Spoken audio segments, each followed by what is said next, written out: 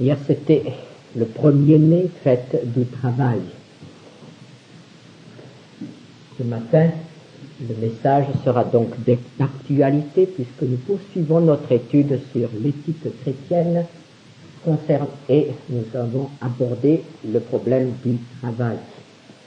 Nous sommes donc en plein cœur de l'actualité, comme toujours avec la Bible.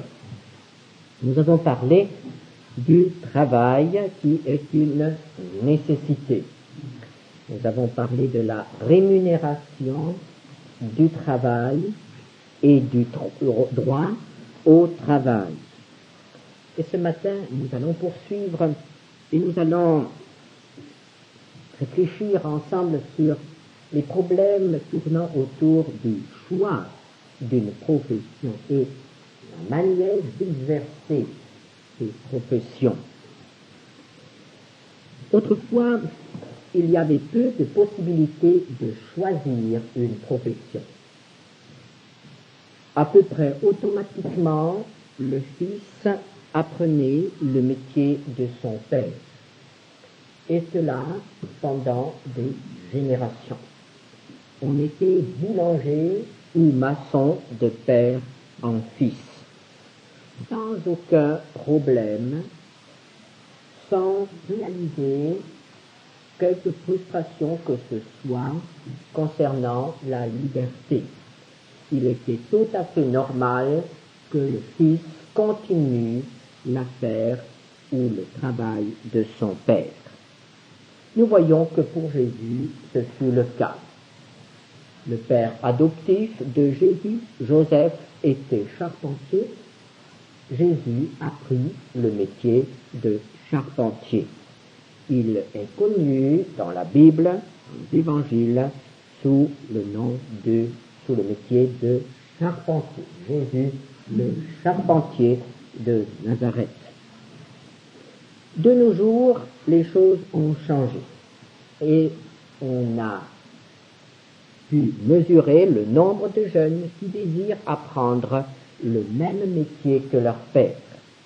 Actuellement, du côté des garçons, il n'y a que 4,3% de jeunes qui veulent apprendre le métier de leur père et du côté des filles, aucune.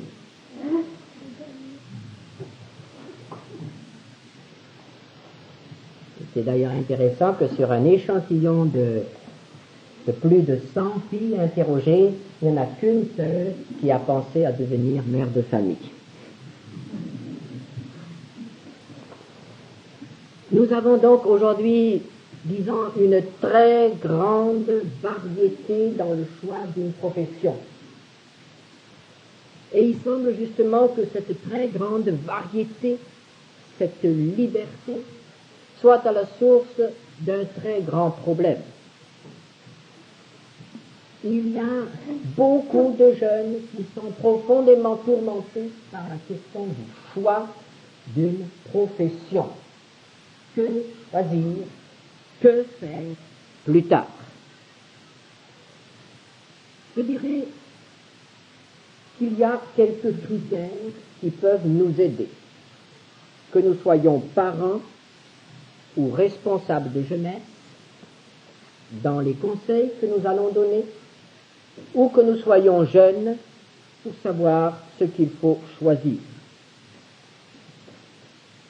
Nous revenons toujours au même principe, l'homme a un corps, une âme et un esprit.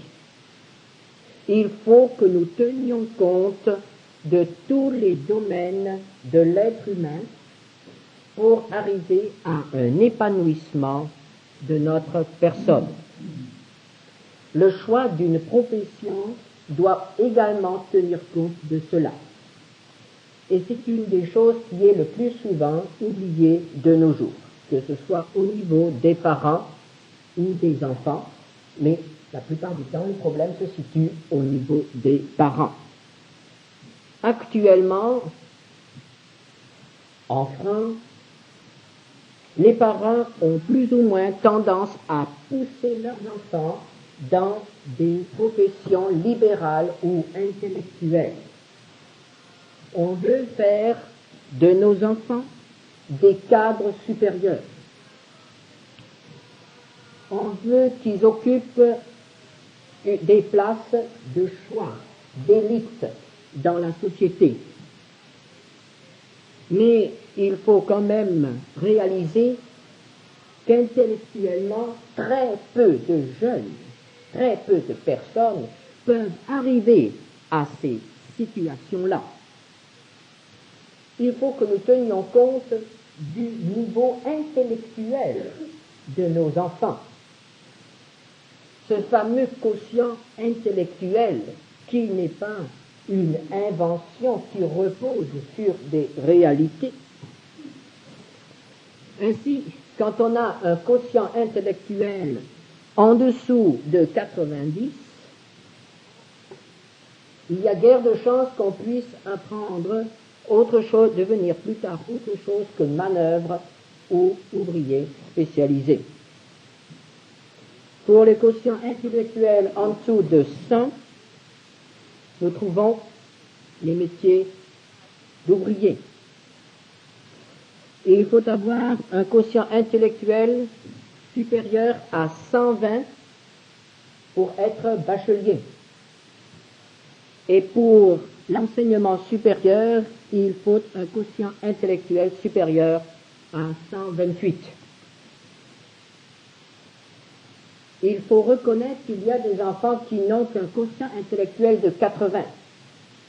Pourquoi nous obstiner à leur faire un travail qui ne peut pas être fait quand on n'a pas 128? Il ne s'agit pas là d'une discrimination, ni sociale, ni raciale. Il s'agit tout simplement de la prise en compte d'une inégalité naturelle. Comme tous n'ont pas les mêmes biceps, tous n'ont pas la même musculature de la matière grise.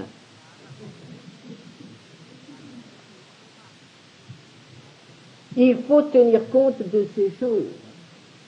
Et nous fabriquons des malheureux lorsque nous leur imposons la cible de cadre supérieur alors qu'ils parviendront tout juste à être OS.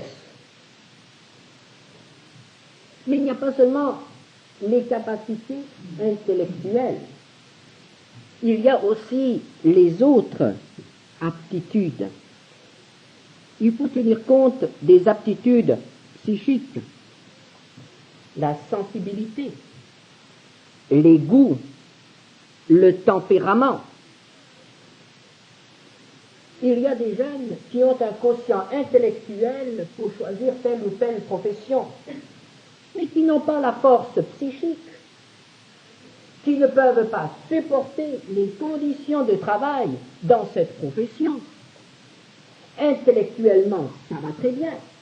Ils pourront réussir leurs examens, ils auront des diplômes, mais lorsqu'il s'agira de faire le travail, ils en seront parfaitement incapables.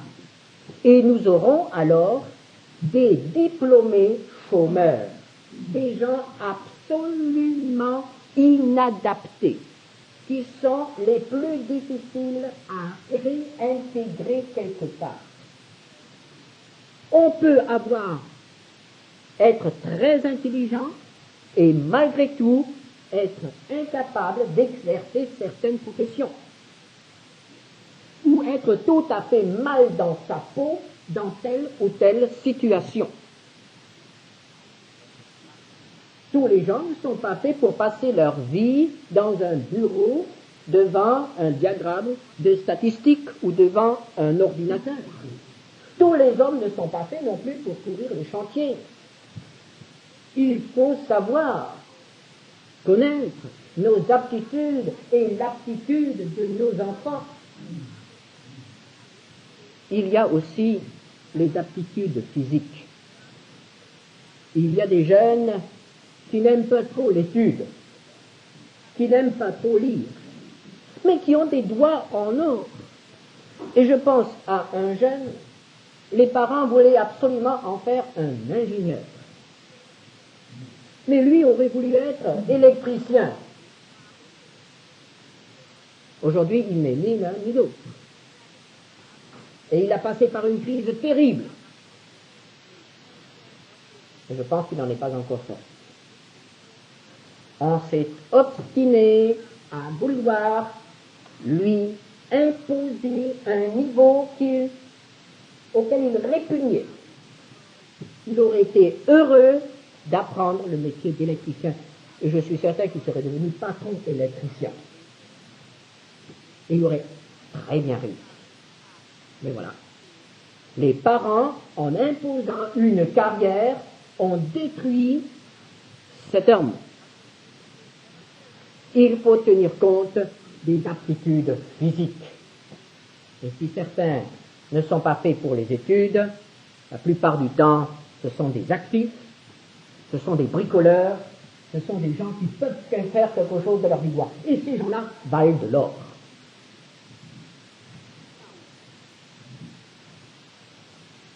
Je comparerai la personne humaine à une voûte avec 3 arches. Pour que cette voûte soit équilibrée, harmonieuse, il faut que les 3 piliers aient la même dimension. Tout notre système d'éducation aujourd'hui force sur le pilier connaissance intellectuelle. Et on ne tient aucun compte du développement psychique et du développement physique. On veut faire de nos enfants des déséquilibrés. Un cerveau comme ça et des jambes comme ça.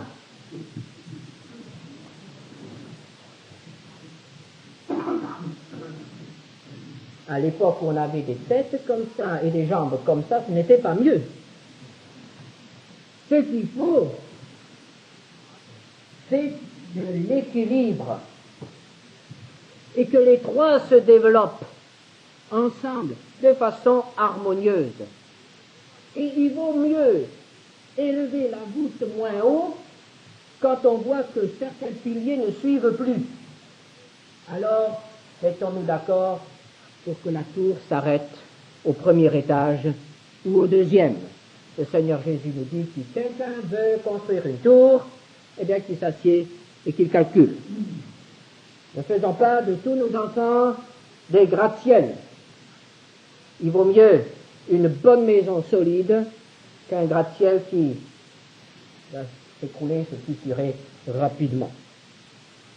Tenir compte de l'harmonie. Il y a chez l'enfant certains besoins qu'il faut savoir développer.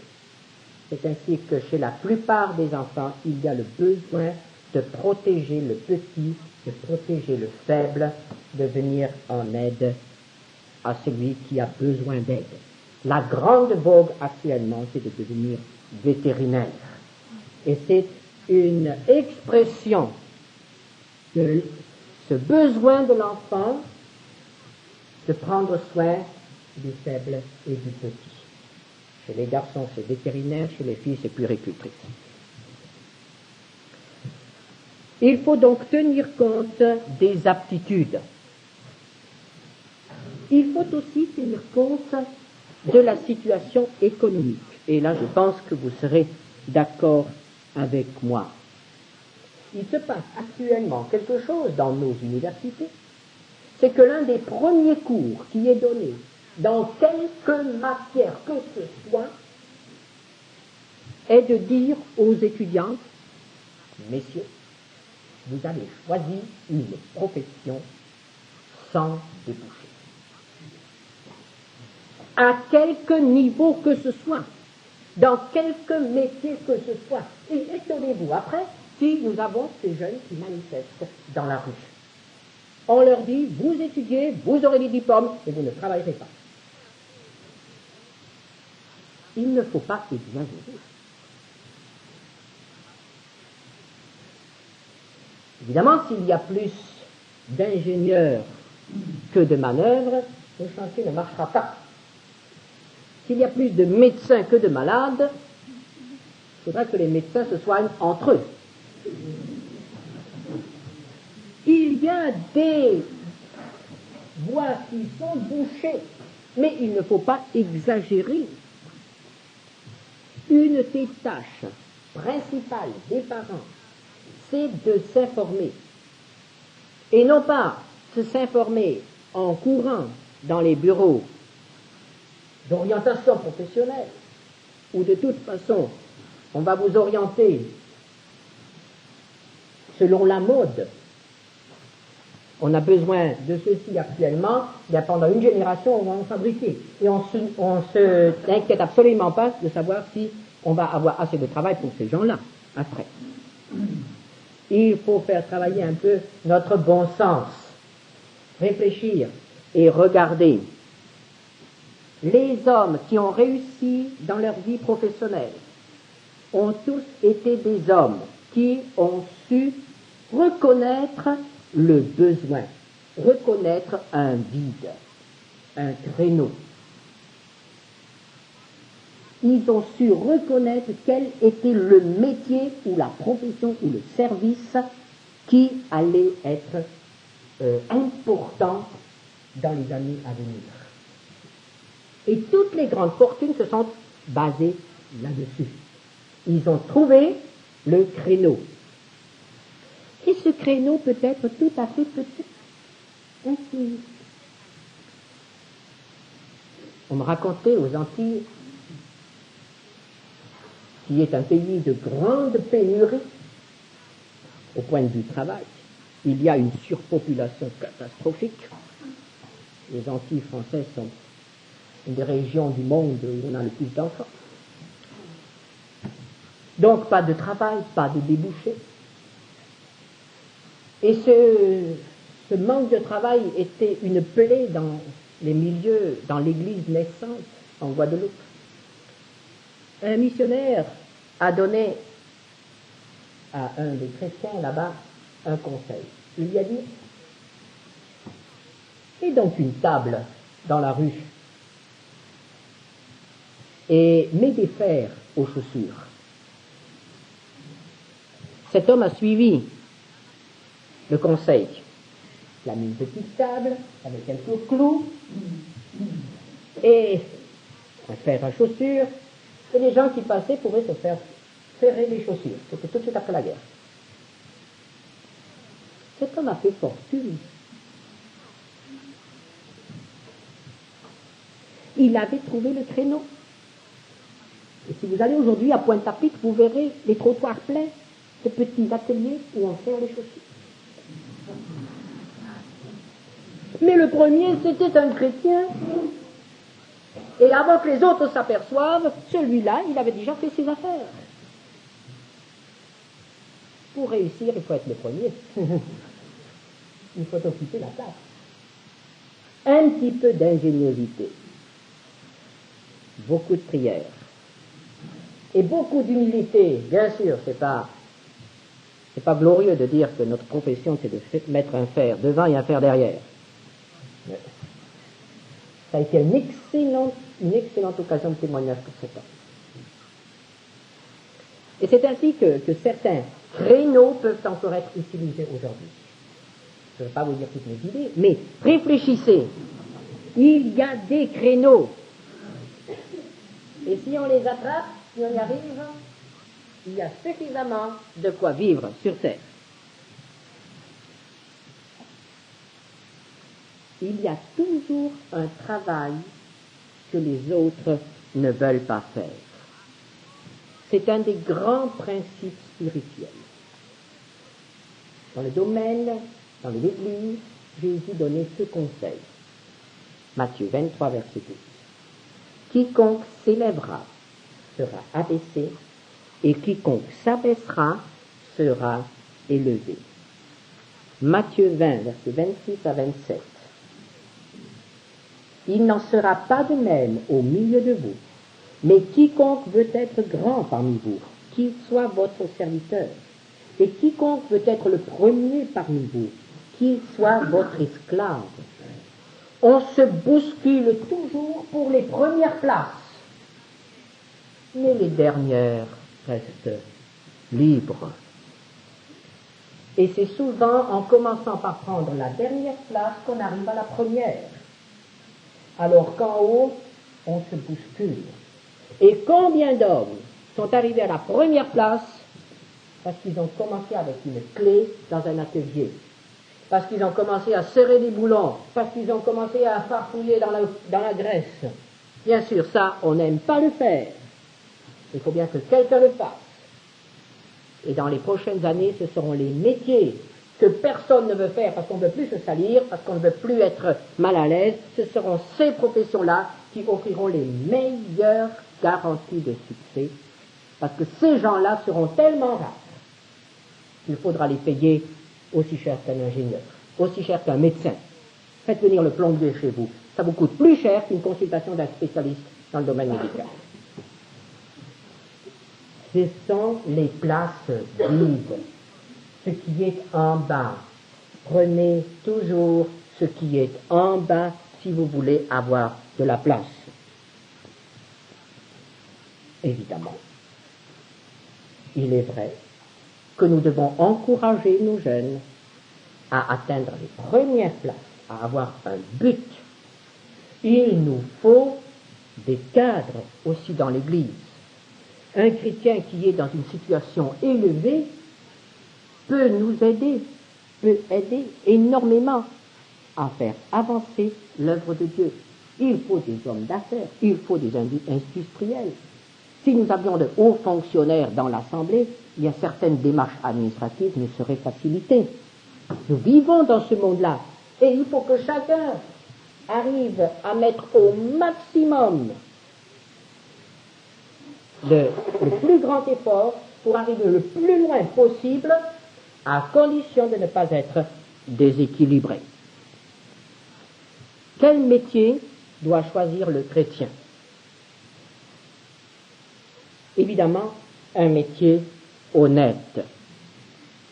Dans l'Église primitive, certains métiers étaient strictement interdits. On ne baptisait pas quelqu'un qui pratiquait certains métiers. Quels étaient ces métiers? En gros, tout ce qui avait trait à l'idolâtrie, les fabricateurs d'idoles, les marchands d'idoles, et ce qui avait trait au jeu et au théâtre. Un gladiateur ne pouvait pas être baptisé. Il devait abandonner ce métier-là et trouver autre chose. À part ces métiers, tous les autres étaient plus ou moins acceptés. Il n'y avait pas de problème majeur. Ce n'était pas le métier que l'on faisait, c'était la manière dont on le faisait. Il sera bon aussi que le jeune chrétien choisisse un métier utile. Le chrétien doit être préoccupé de rendre service, d'être utile à la société. Évitons de choisir des tâches, des professions qui sont parasitaires, qui ne servent à rien, qui vivent tout simplement aux dépens des autres. Ça existe. Évitons ces métiers-là. Ils ne donnent pas satisfaction. On a toujours l'impression d'exploiter les autres. Il faut aussi choisir un métier qui offre des possibilités de témoignage. Pour les chrétiens qui ont la facilité des contacts, choisissez un métier qui vous met en contact avec les gens. Mais il y a aussi d'autres professions qui offrent des possibilités de témoignage. Le choix d'une profession est vraiment important et nous devons prier le Seigneur pour que nos enfants choisissent une profession selon sa volonté. Leur bonheur en dépend. Et nous devons les aider par nos conseils, les encourager, parce qu'ils n'ont pas trop de courage pour le travail, pour les études, leur dire, écoute, voilà, tu as un but, allez, vas-y maintenant, tu y arriveras, certainement, je te connais assez, tu y arriveras. Aidons-les. Et parfois, il faut les freiner. Parfois, il faut les encourager. Le choix du travail, la profession est quelque chose d'extrêmement important. Mais la manière dont on le fait est encore plus important. Le choix, c'est quelques années.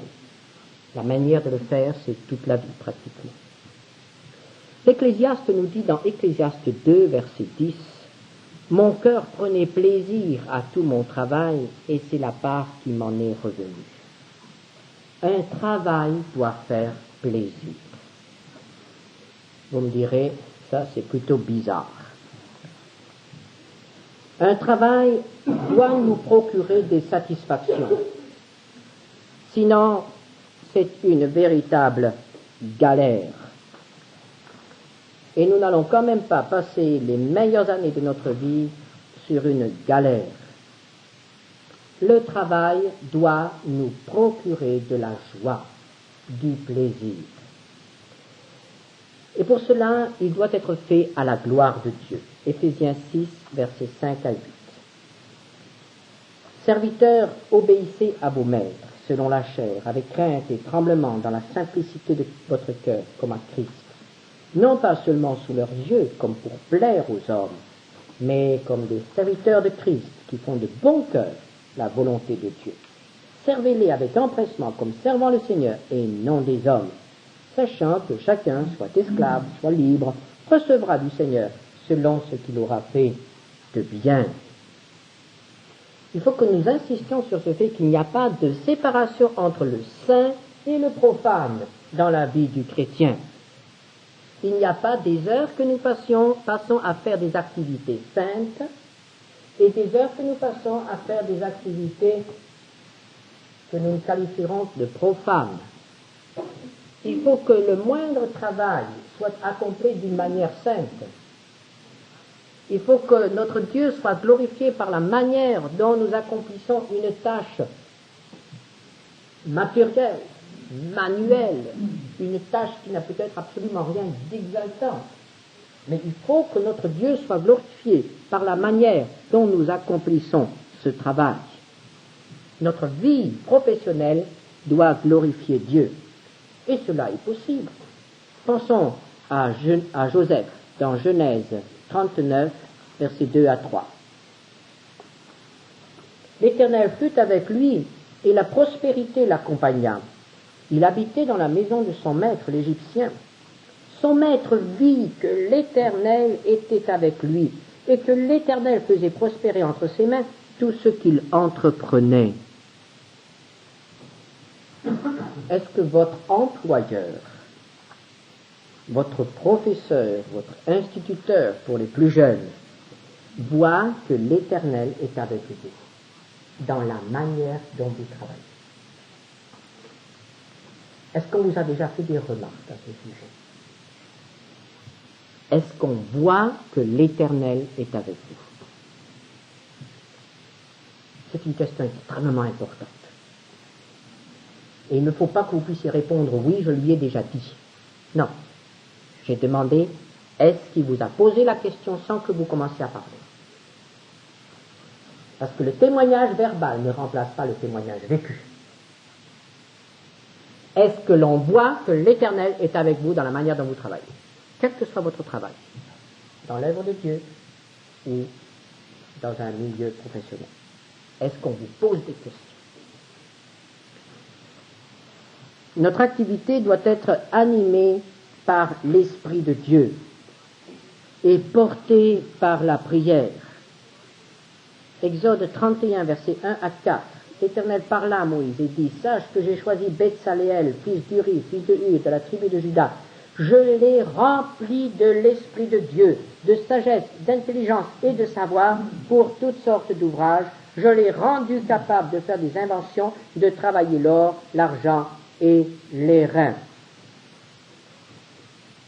Voici des dons spirituels qui se traduisent exclusivement par une production artisanale, manuelle.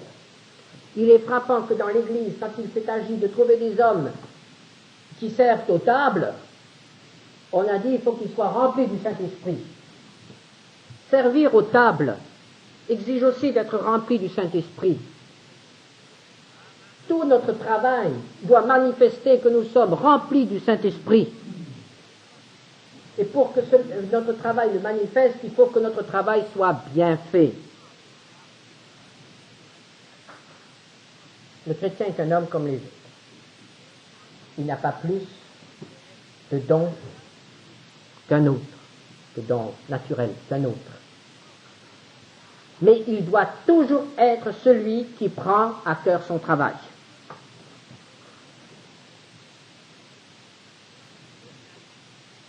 Les notes dans un bulletin ne sont peut-être pas toujours élevées en français ou en maths. Mais en conduite, en application, l'enfant chrétien doit avoir une note élevée. Ce n'est pas donné à tout le monde d'être fort en maths. Mais un chrétien doit être un bon élève, même s'il n'est pas intelligent. Le chrétien doit être un bon ouvrier. Le chrétien doit être un bon contremaître. Il doit être un bon artisan. Il doit être un bon patron. Le chrétien doit être un bon médecin, un bon professeur. Même s'il n'est pas excessivement doué, mais il doit être consacré. Il doit faire son travail avec application. Et si ce travail est fait avec application, c'est ainsi que l'on aime son travail, que l'on y a de la joie. Ecclésiaste 3, verset 22.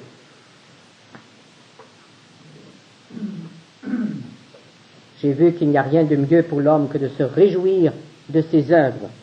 C'est là sa part, car qui le fera jouir de ce qui sera après lui? Combien souvent nous avons affaire à des ouvriers qui manifestent une évidente mauvaise volonté pour faire certaines choses. Et quel réconfort d'avoir affaire à des hommes qui montrent qu'ils ne viennent pas seulement chez vous pour gagner de l'argent, mais qui sont vraiment désireux de rendre service. La qualité du travail, il faut que nous y pensions. Et la conscience professionnelle également. Il n'y a plus aujourd'hui de conscience professionnelle. Ou bien elle est très très rare. On se remet toujours sur l'autre. Mais on n'est pas prêt à porter la responsabilité de ses actes. La conscience professionnelle qui poussera peut-être un ouvrier à terminer un travail, même si l'heure est passée. Parce que si on laisse le travail inachevé, il y a un danger, ou bien quelque chose va se gâcher.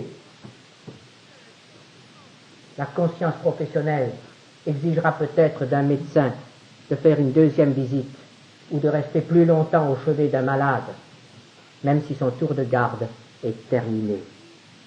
La conscience professionnelle exigera peut-être d'une infirmière qu'elle fasse certaines choses qu'elle n'aurait pas besoin de faire parce que ce n'est pas son travail. Mais elle ne peut pas tolérer que les malades soient dans une mauvaise situation. La conscience professionnelle, c'est quelque chose qui est rare. Et il faut que ce soit dans la vie des chrétiens qu'on le trouve. Nous devons enseigner nos enfants à faire avec joie le travail que nous leur confions. Nous devons leur enseigner à le faire consciencieusement, à terminer ce qu'ils ont commencé. Et nous devons aussi les aider à trouver un équilibre manuel. Actuellement, nos études en France sont aberrantes. Les enfants n'ont plus aucun temps pour faire quelque chose de pratique. Et s'il y a une réforme à faire, c'est d'amputer tous nos programmes de 50%. On apprend beaucoup trop de choses absolument inutiles, que ce soit en primaire, jusque dans le supérieur. Quelques dangers dans le travail. Dans le domaine des motivations.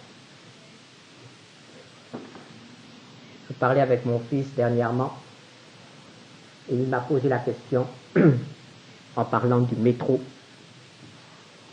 Papa, ça gagne?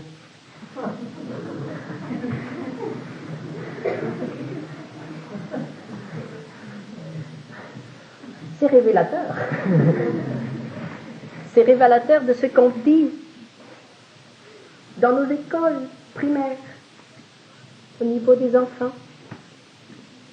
On évalue les métiers d'après ce que ça gagne, d'après ce que ça rapporte. Il n'y a pas que cela dans la vie. Et on ne doit pas simplement choisir les métiers qui rapportent. Parce qu'alors dans ce cas-là, faites-vous gangster, organisez un hold-up, vous travaillerez quelques jours, vous courrez un grand risque, et peut-être que vous pourrez terminer vos jours au soleil quelque part si vous ne vous faites pas attraper. Non, l'argent n'est pas l'unique motivation pour le chrétien. L'amour de l'argent ne doit pas être le critère dans le choix d'un travail. L'Ecclésiaste dit,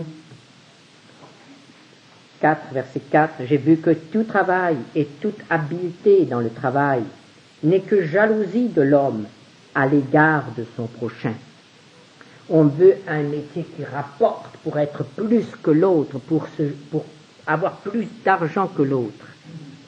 Le travail est plus qu'une source de gain. Et si on a cette attitude-là, on aboutit à l'amertume. Ecclésiaste 4, verset 8. Tel homme est seul et sans personne qui lui tienne de près. Il n'a ni fils ni frère, et pourtant son travail n'a point de fin, et ses yeux ne sont jamais rassasiés de richesse. Pour qui donc est-ce que je travaille et que je prive mon âme de jouissance? C'est encore là une vanité et une chose mauvaise. Ou encore Ecclésiaste 2, versets 17 à 23. Et j'ai haï la vie, car ce qui se fait sous le soleil m'a déplu, car tout est vanité et poursuite de vent. J'ai haï tout le travail que j'ai fait sous le soleil et dont je dois laisser la jouissance à l'homme qui me succédera. Et qui sait s'il sera sage ou insensé? Cependant il sera maître de tout mon travail, de tout le fruit de ma sagesse sous le soleil. C'est encore là une vanité. Et j'en suis venu à livrer mon cœur au désespoir à cause de tout le travail que j'ai fait sous le soleil. Car tel homme a travaillé avec sagesse et science et avec succès, et il laisse le produit de son travail à un homme qui ne s'en est point occupé. C'est encore là une vanité et un grand mal. Que revient-il en effet à l'homme de tout son travail et de la préoccupation de son cœur, objet de ses fatigues sous le soleil? Tous ses jours ne sont que douleur, et son partage n'est que chagrin. Même la nuit, son cœur ne repose pas. C'est encore là une vanité. Si on ne travaille que pour l'argent, c'est de la vanité, et cela conduit au désespoir, à l'amertume. Le travail ne doit pas non plus être un but en soi. Il y a des gens qui ne vivent que pour le travail. Ces gens-là, quand on les met à la retraite, ils sont complètement perdus. Ils ne peuvent plus s'adapter. Le travail ne doit pas être notre unique but. Le travail ne doit pas être notre maître. Et Satan peut asservir les chrétiens par le travail. Combien de fois j'ai vu des personnes qui, après s'être converties, venaient me dire qu'elles venaient d'être promues à un grade supérieur ou affectées à un autre poste, et que maintenant elles n'avaient plus le temps de venir aux réunions. Et ces gens-là se tuaient au travail après. Alors qu'avant, ce n'était pas le cas. Satan peut nous lier par le travail. Il vaut peut-être mieux refuser une promotion et garder une certaine liberté. Donnons la bonne place au travail. Jésus nous a donné un principe. Jean 6, verset 27, « Travaillez non pour la nourriture qui périt, mais pour celle qui subsiste pour la vie éternelle, et que le Fils de l'homme vous donnera. » Quel que soit notre travail, quelle que soit la profession que nous choisirons ou que nous exerçons, il faut qu'elle soit également un moyen de servir Dieu et de le glorifier. Il ne faut pas que cette profession nous asservisse. Il faut que nous ayons du temps pour Dieu. Et les parents chrétiens, en pensant à la profession de nos enfants, pourquoi n'inscririons-nous pas non plus la profession de serviteur de Dieu? Prions ensemble.